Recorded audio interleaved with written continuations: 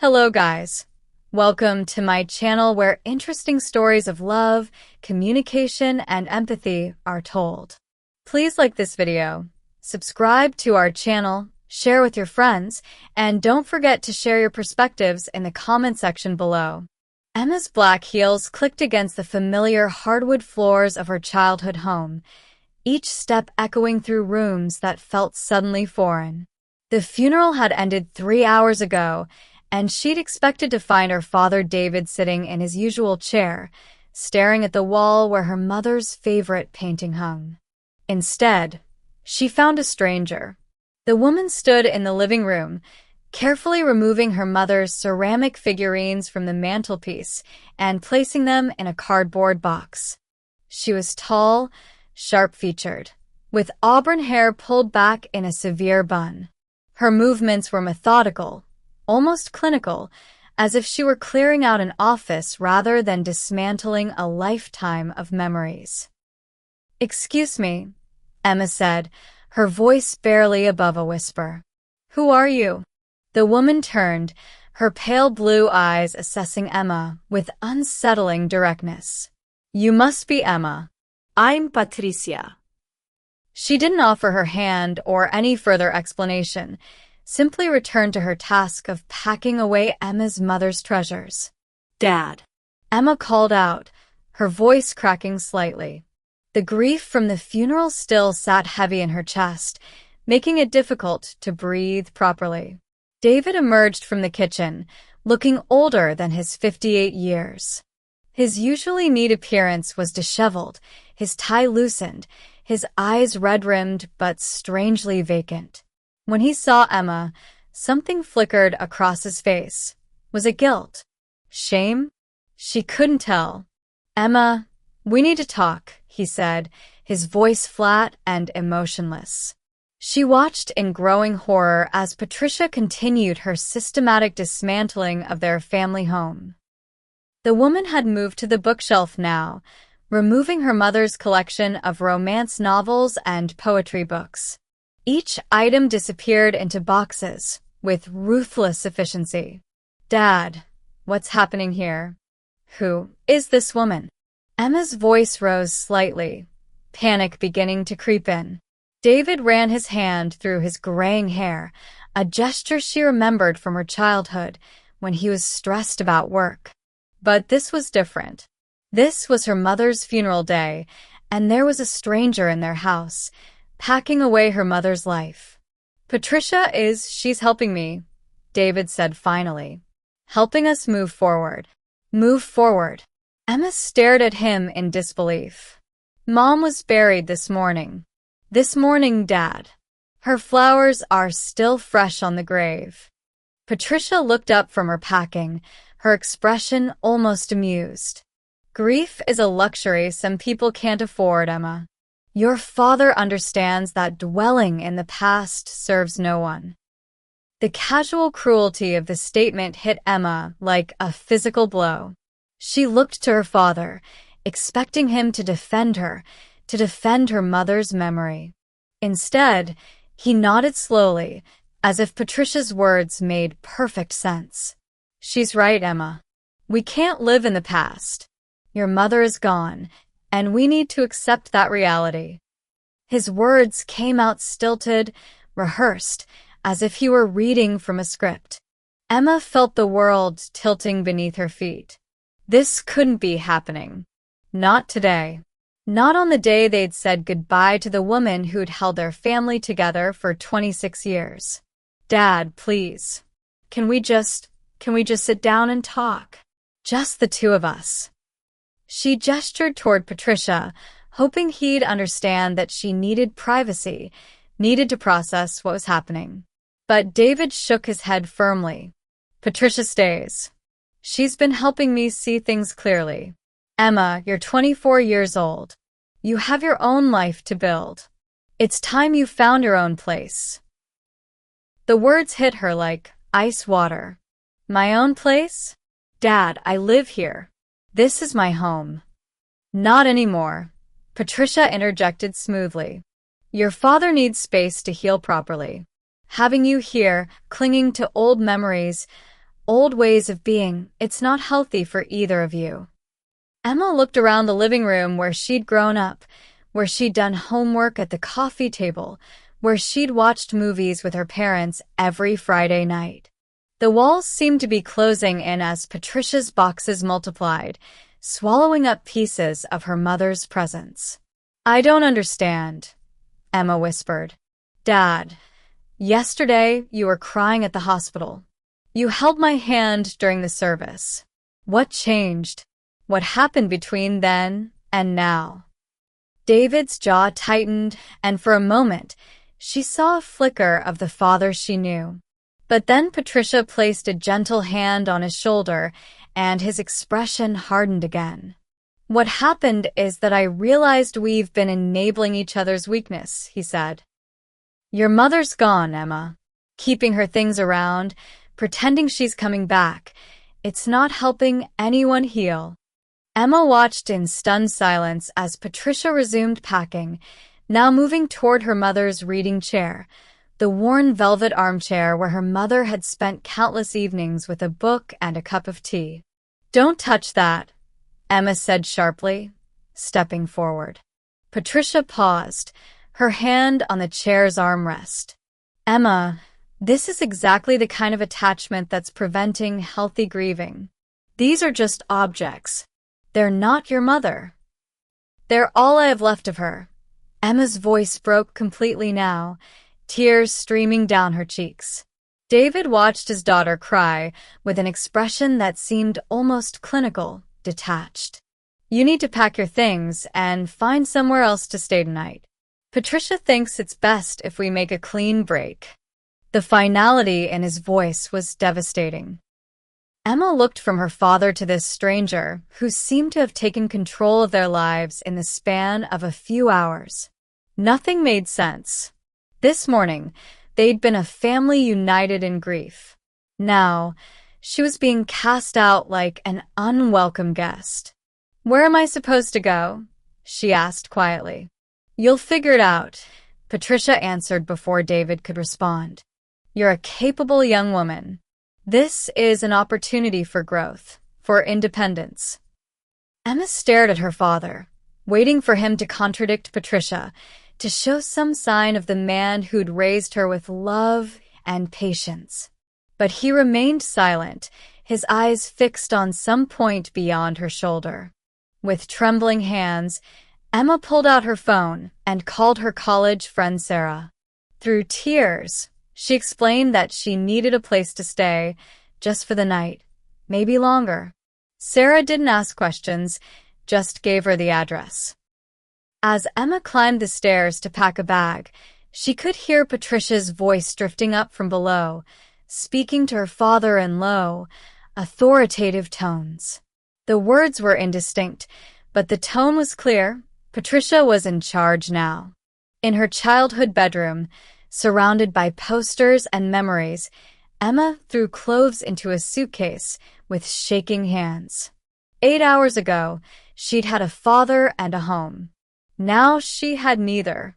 The guest bedroom at Sarah's apartment felt like a prison cell compared to Emma's childhood room. For 3 days, she'd been sleeping on an air mattress, staring at unfamiliar walls while trying to process the impossible reality of her situation.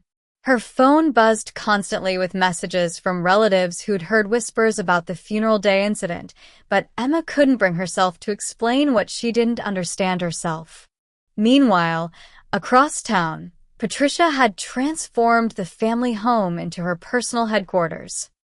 She'd convinced David to give her access to his bank accounts under the guise of purchasing therapeutic materials and grief recovery resources.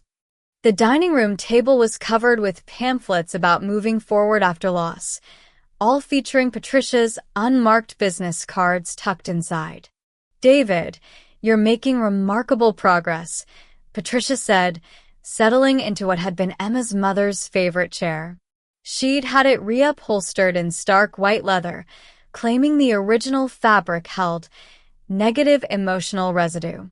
David sat across from her, looking smaller somehow, diminished in his own home. "I still think about calling Emma," he admitted quietly.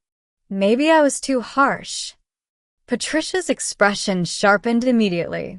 That's exactly the kind of backward thinking that will sabotage your healing process.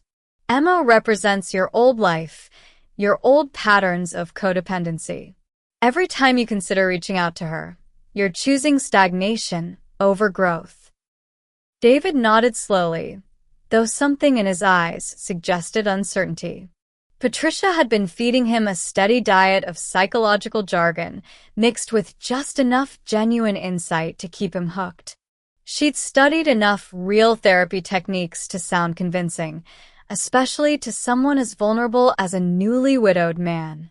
Remember what we discussed about enabling behaviors?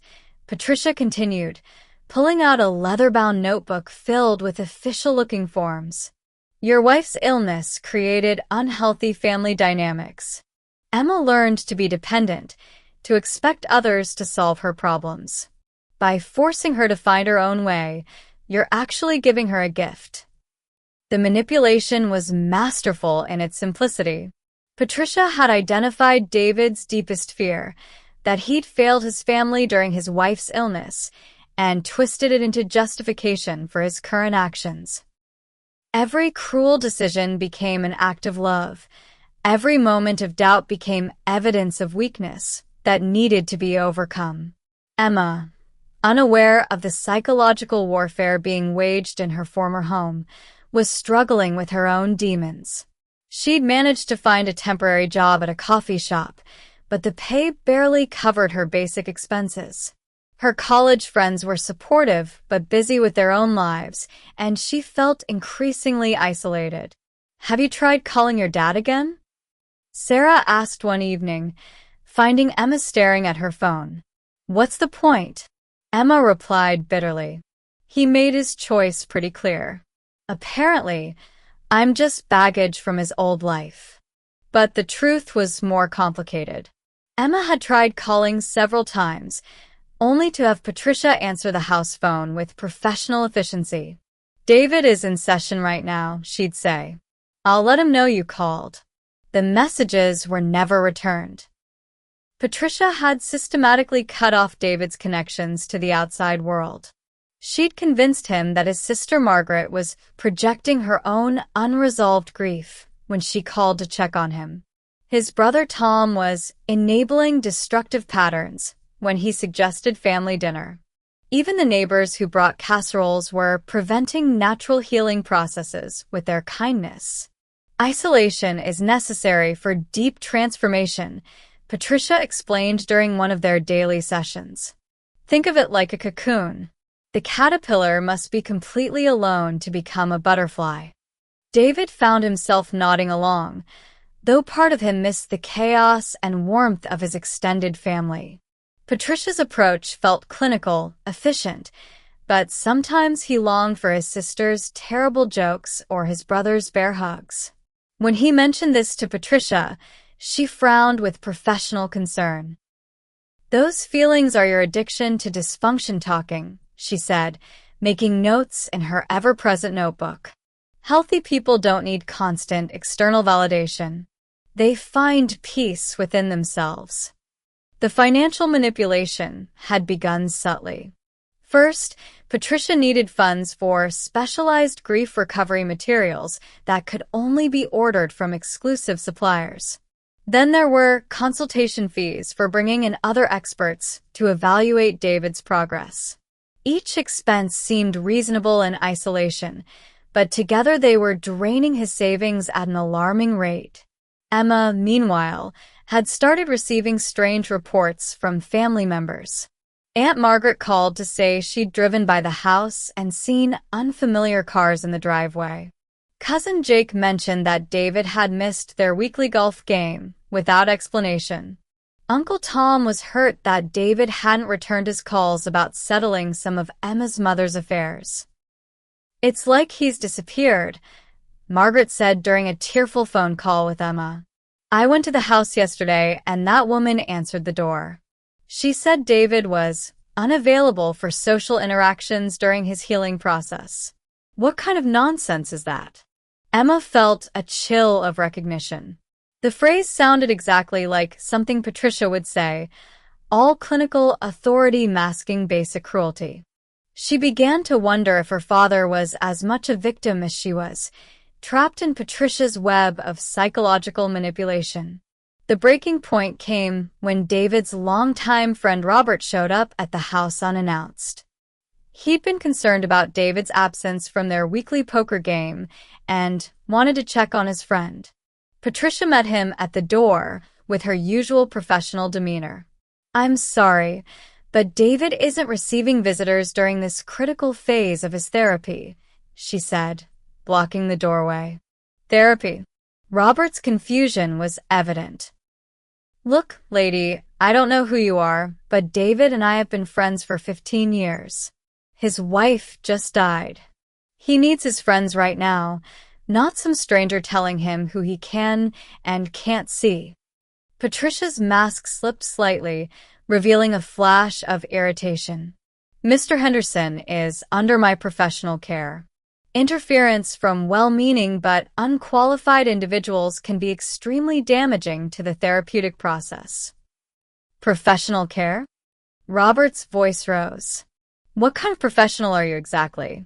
Because this sounds like a load of—" "I think you should leave," Patricia interrupted, her voice turning cold. "If you truly care about David's well-being, you'll respect his need for space during this difficult time."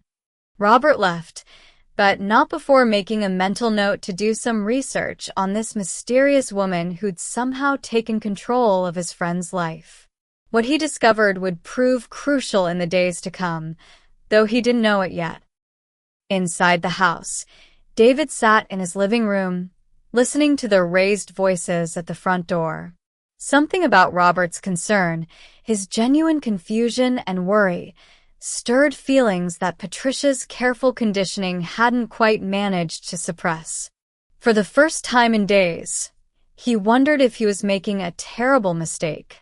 But when Patricia returned, her expression was gentle and understanding. "I know that was difficult," she said softly. "It's always hard when people from our old life can't understand our growth. But you handled it perfectly by letting me protect your boundaries." David nodded, though the doubt lingered like a persistent ache. Somewhere deep inside, beneath layers of grief and manipulation, a small voice was beginning to whisper that something was very, very wrong. The call came at 2:47 a.m. on a Tuesday, jarring Emma from restless sleep on Sarah's couch. The number was unfamiliar, but something about the late hour made her answer despite her exhaustion. "Is this Emma Henderson?" The voice was professional, clinical. "This is Dr. Martinez from St. Mary's Hospital.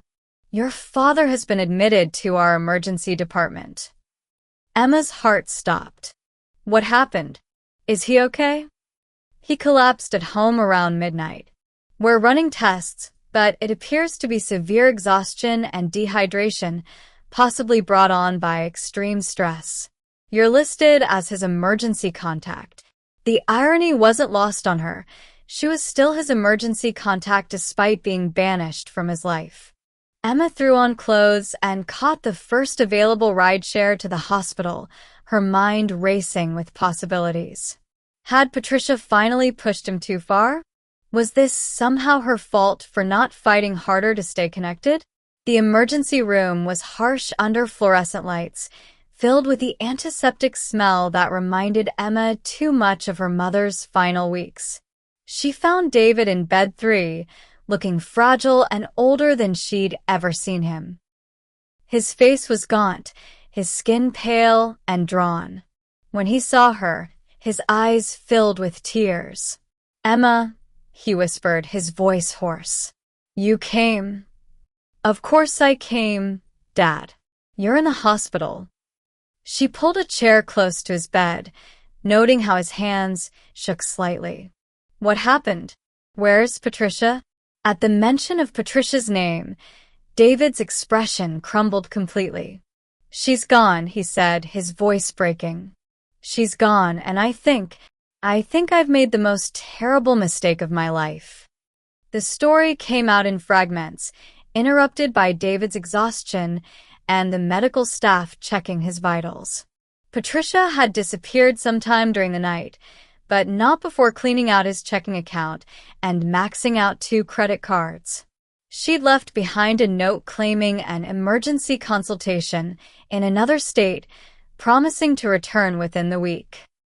But David had found her business cards scattered on the floor, and when he looked closely for the first time in weeks, he'd realized they contained no licensing information, no legitimate credentials.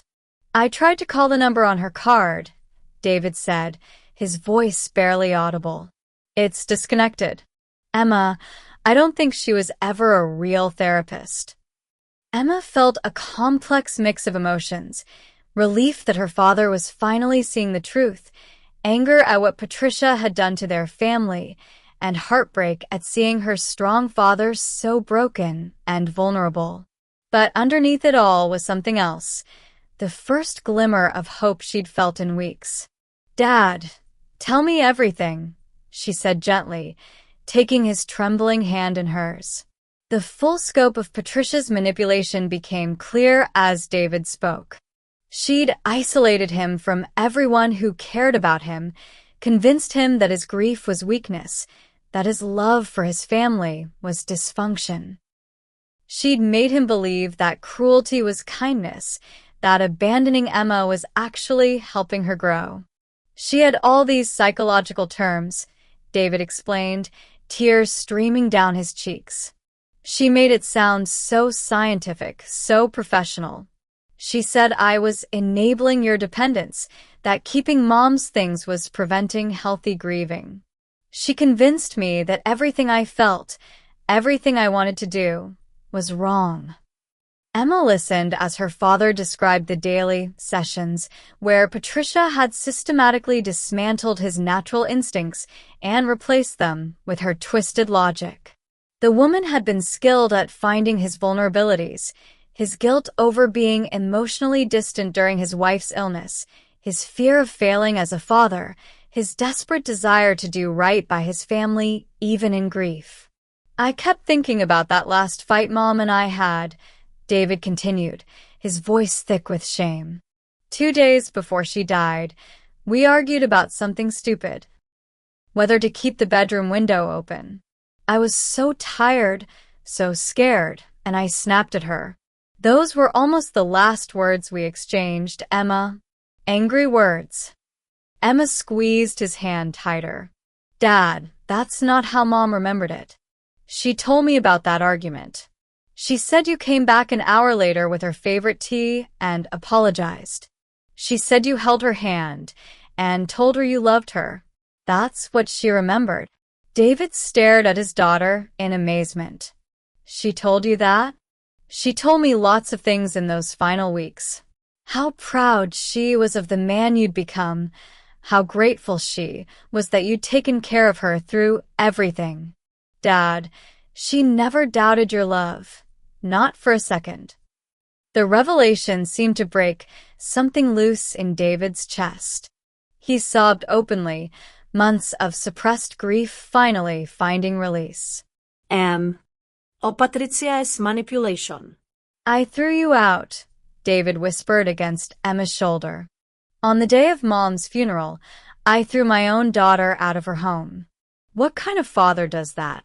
A father who is hurting and being manipulated by someone who knew exactly how to exploit that hurt," Emma replied firmly. "Dad, you're not the villain here. You were grieving and vulnerable, and she took advantage of that." As David's strength returned over the next few hours, he began to piece together the full extent of Patricia's deception. She'd taken nearly $15,000 from his accounts, claiming it was for specialized therapy materials and consultation fees. She'd convinced him to cut ties with family and friends who might have seen through her act. Most devastatingly, she'd made him believe that his natural instincts to love and protect his daughter were psychological weaknesses that needed to be overcome. She had this way of making everything sound so reasonable. David explained to Emma and the police officer who'd come to take his statement. She'd say things like, "Healthy boundaries require difficult choices," or "True love sometimes looks like letting go." It all sounded so professional, so caring. The officer nodded grimly. "We've seen this before. These predators target people in vulnerable situations, recent widows, widowers, people dealing with major life changes. They use just enough real psychology to sound legitimate while they systematically isolate and exploit their victims." Emma learned that Patricia wasn't even her real name. The woman was actually Linda Marsh, a former insurance adjuster who'd been running grief counseling scams across 3 states. She had no therapeutic training, no licenses, no credentials beyond a talent for manipulation and an understanding of human vulnerability. As the sun rose over the hospital parking lot, Emma sat beside her father's bed, both of them exhausted, but somehow lighter than they'd been in weeks. The road ahead would be difficult. They had financial damage to repair, relationships to rebuild, and their own grief to process properly. But for the first time since her mother's funeral, Emma felt like she had her father back. "Can you forgive me?" David asked quietly, his eyes searching his daughter's face. Emma smiled through her tears. "Dad, there's nothing to forgive. We were both victims here. The only person who needs forgiving is the woman who took advantage of our grief." David squeezed her hand, and in that simple gesture, Emma felt the first stirrings of their family healing. They had work to do, but they would do it together. The drive home from the hospital 3 days later was quiet, but it was a different kind of silence than the cold distance that had separated them for weeks. David sat in the passenger seat of Emma's borrowed car, still weak but determined to face what Patricia had left behind. Emma glanced at him periodically, noting how he seemed to be seeing the world with clearer eyes, as if emerging from a fog that had clouded his judgment for too long. "I don't know what we're going to find," David said softly as they pulled into the driveway of the house that had once been Emma's sanctuary. She had free run of the place for almost 2 weeks. Emma parked and turned to face her father. "Whatever we find, we'll deal with it together. That's what families do, right?" The word family seemed to hit David like a physical blow, and his eyes filled with tears again. I'm so sorry, Emma.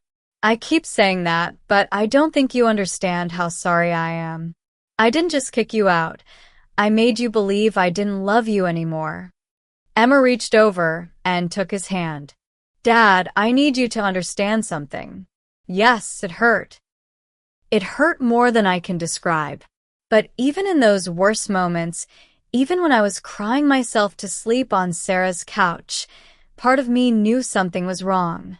The man who raised me, who taught me to ride a bike and helped me with algebra homework, that man wouldn't abandon me on the day we buried Mom.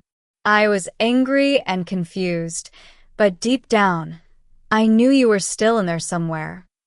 They sat in the car for several more minutes, both gathering courage for what lay ahead. Finally, David straightened his shoulders with visible effort. "Let's go see what's left of our home." The house felt like a crime scene. Patricia had been thorough in her destruction, but not in the way Emma had expected. The obvious theft was there. David's laptop was gone, along with some small valuables and electronics. But the real damage was more subtle and somehow more cruel. She'd systematically removed every trace of warmth and personality from the rooms, replacing family photos with generic motivational posters about moving forward and embracing change. Emma's mother's reading chair sat in the corner, still reupholstered in that stark white leather that looked alien in their cozy living room. The bookshelves were nearly empty, her mother's beloved collection of novels replaced with Patricia's fake self-help materials. Even the kitchen felt wrong. The cheerful yellow curtains Emma's mother had sewn were gone, replaced with sterile white blinds. She erased Mom, David said quietly, standing in the middle of the living room. She convinced me it was healthy, that keeping reminders was preventing us from healing. But she didn't just remove the reminders, she removed Mom's presence entirely. Emma walked to the mantelpiece, where her mother's ceramic figurines had once stood. In their place was a single, expensive-looking crystal that Patricia had probably bought with David's money. "Dad, where are Mom's things?" "The figurines, her books, her photos." David's face crumpled. "Storage unit." Patricia said we needed to create space for new energy. She made it sound so reasonable, like we were doing something healthy and necessary. "Emma, I helped her pack away your mother's entire life." The admission seemed to break, something loose in both of them. Emma found herself crying not just for the loss of her mother's belongings, but for the weeks of grief they'd lost to Patricia's manipulation. David wept for his own gullibility, for the way he'd allowed a stranger to convince him that love was weakness and that healing required cruelty. "We can get them back," Emma said firmly, wiping her eyes. "The storage unit, Mom's things, we can bring them home where they belong." But what if Patricia was right about some of it? David asked hesitantly. What if keeping all of Mom's things really is preventing us from moving forward? Emma turned to face her father fully. "Dad, do you remember what Mom used to say about her garden? How she never threw away the old soil, just mixed it with new nutrients to help new things grow." David nodded, a small smile crossing his face for the first time in weeks. "She said the old soil had wisdom in it, memories of all the beautiful things that had grown there before." "That's what Mom's things are," Emma continued. "They're not obstacles to our healing. They're the soil our new life will grow from."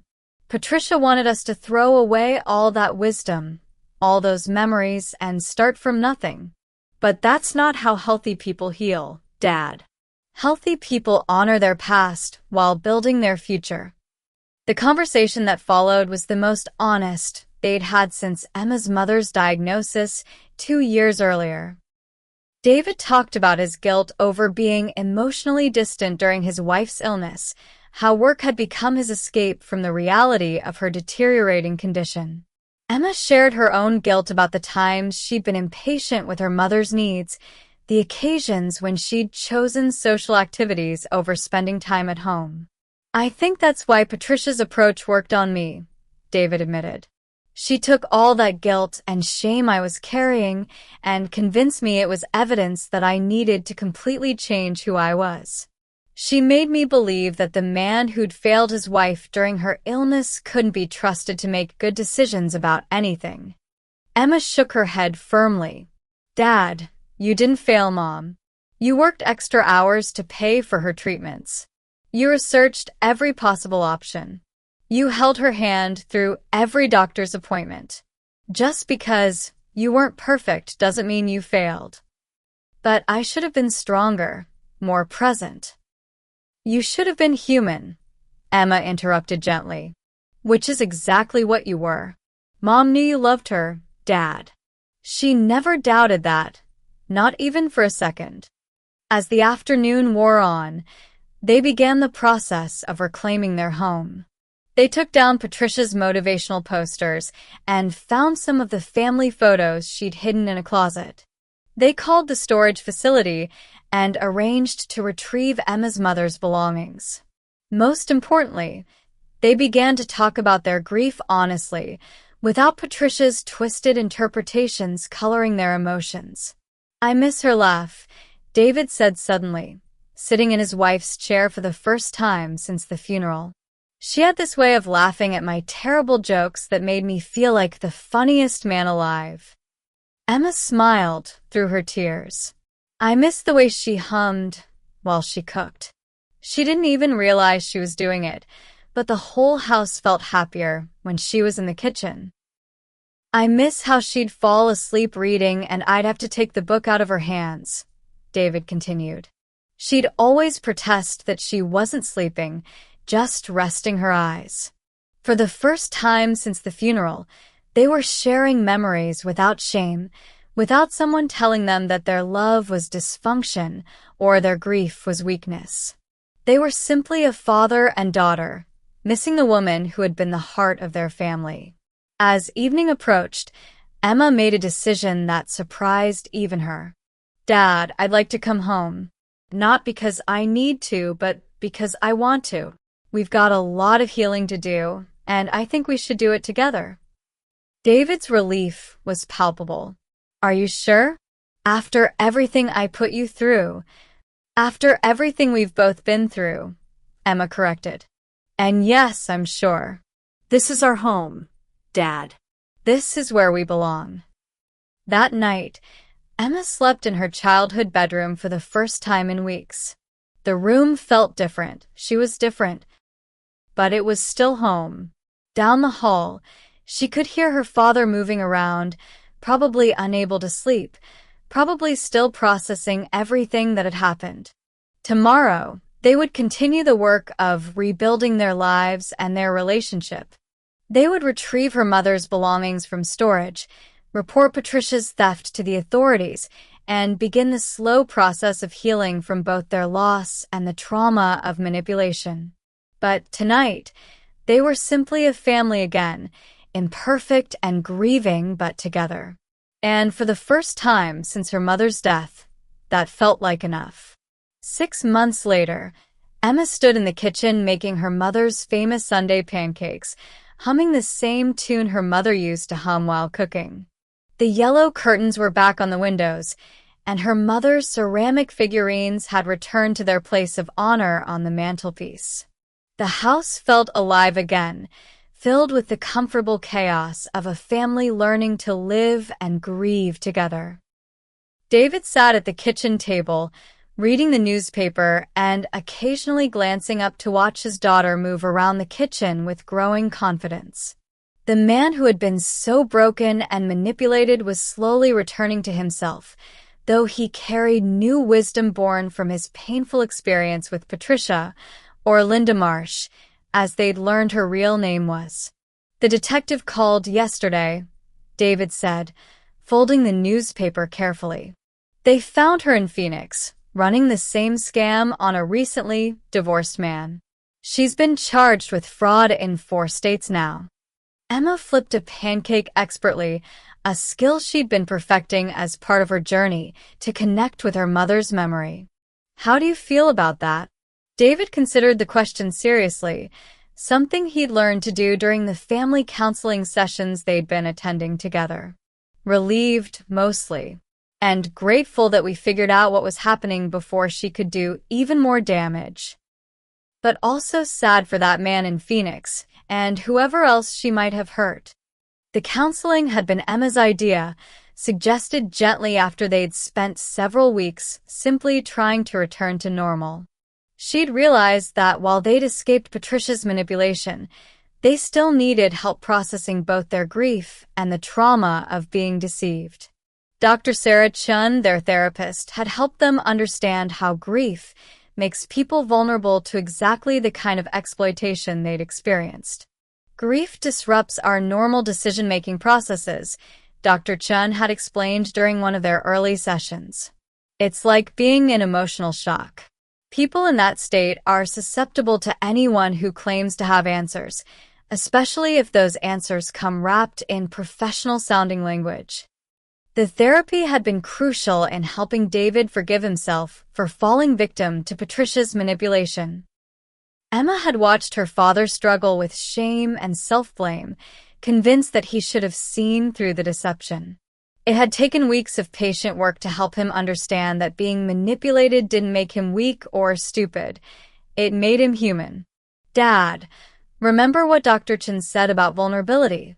Emma said now, setting a plate of golden pancakes in front of him. "Being open to help when you're hurting isn't a character flaw." Patricia exploited that openness, but the openness itself was actually healthy. David smiled, accepting the gentle reminder. "I know. It's just still hard sometimes, thinking about how easily she convinced me to push away everyone who actually cared about me." The rebuilding of family relationships had been one of their biggest challenges. Aunt Margaret had been hurt and confused by David's sudden coldness during those weeks under Patricia's influence. Uncle Tom had felt rejected and worried. Even longtime friends like Robert had struggled to understand what had happened. But slowly, with patience and honest communication, they'd begun to repair those bonds. The family had rallied around them once they understood the full scope of what had occurred. Margaret now called every few days, not to check up on them, but simply to chat. Tom had resumed their weekly golf games, though he'd admitted it took several rounds before he stopped watching David carefully for signs of manipulation.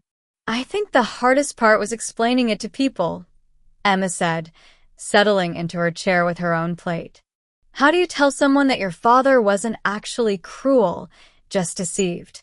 That the man who kicked me out on the day of Mom's funeral was actually trying to help me, in his own confused way?"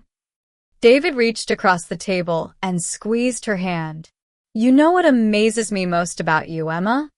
How you never gave up on me, even when I'd given up on myself. Even when I was saying terrible things and pushing you away, you somehow knew I was still in there somewhere." Emma smiled, thinking back to those dark weeks when she'd questioned everything she thought she knew about her father. "I think Mom helped with that, actually. Not in some mystical way, but in all the stories she used to tell me about you. About how you'd proposed to her 3 times before she said yes, not because she didn't love you, but because you kept getting so nervous you'd forget to actually ask the question."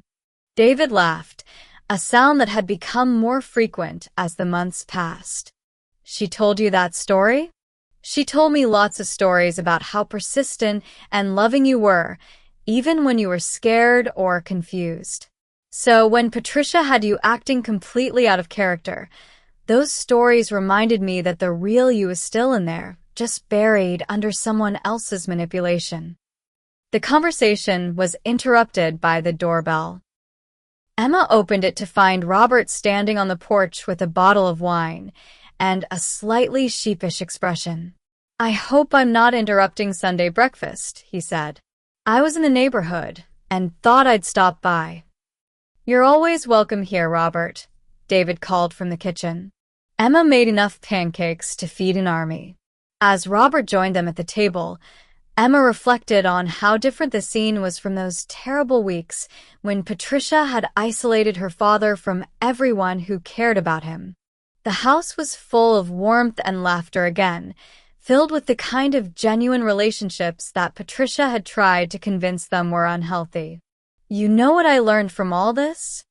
Emma said, looking between her father and Robert. "I learned that healing doesn't happen in isolation." Patricia kept telling Dad that he needed to cut ties with everyone from his old life in order to move forward. But that's not how real healing works. Real healing happens in community, with people who love you enough to be patient while you figure things out. David nodded thoughtfully. Dr. Chen said something similar. She said that healthy grief involves integrating loss into your life, not erasing everything that came before. Patricia wanted us to throw away our entire past, but our past is what makes us who we are. Robert, who had been quietly listening, raised his coffee cup in a mock toast. To the past, then. And to friends who stick around even when you're being manipulated by fake therapists. They all laughed, and Emma felt a deep sense of gratitude for the journey they'd taken. It had been painful and confusing, but it had also taught them valuable lessons about love, communication, and the importance of trusting their instincts even in the midst of grief.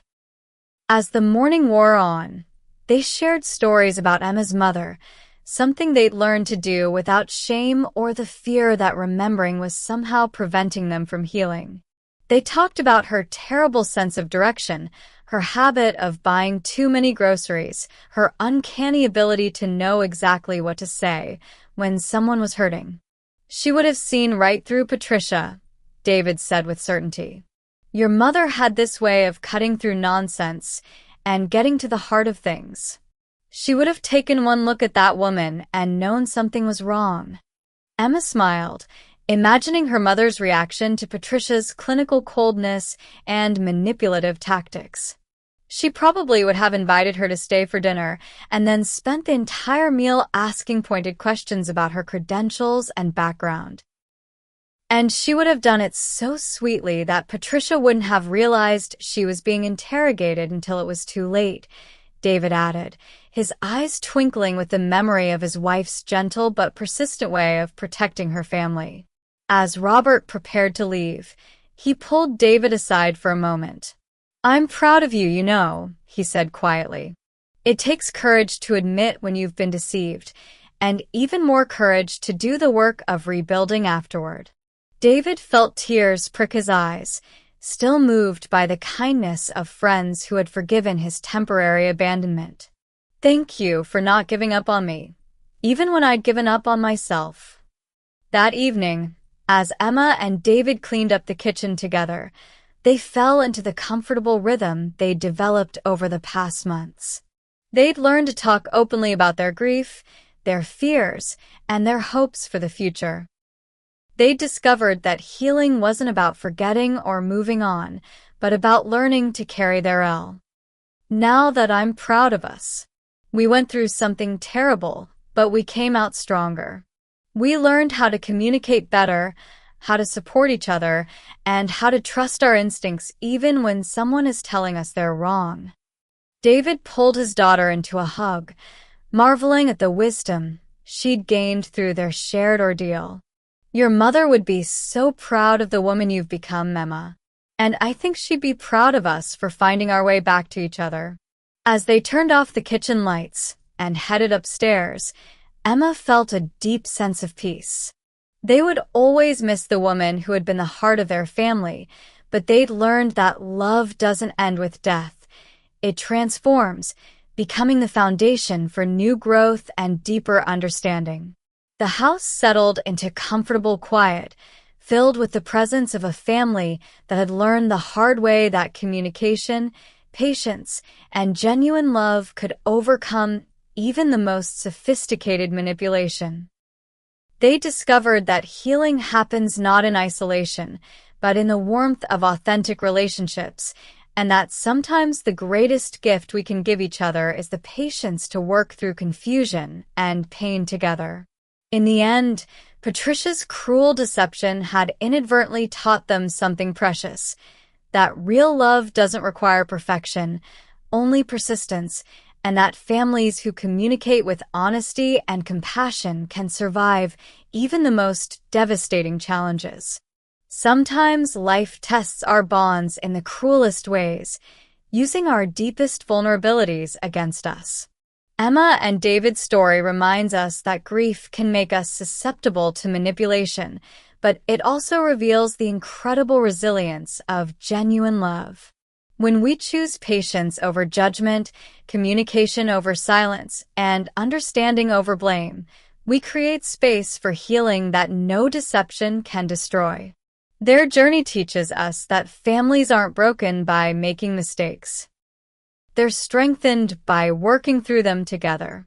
Trust your instincts, lean on authentic relationships, and remember that real healing happens in community, not isolation. Love, patience, and honest communication can overcome even the most sophisticated attempts to divide us. Don't forget to like this video if Emma and David's story touched your heart. Subscribe to our channel for more inspiring family stories, and share this with friends who might need a reminder about the power of forgiveness and communication. Tell us in the comments below, what lesson from their journey resonates most with you? Your perspectives help build our community of love and understanding.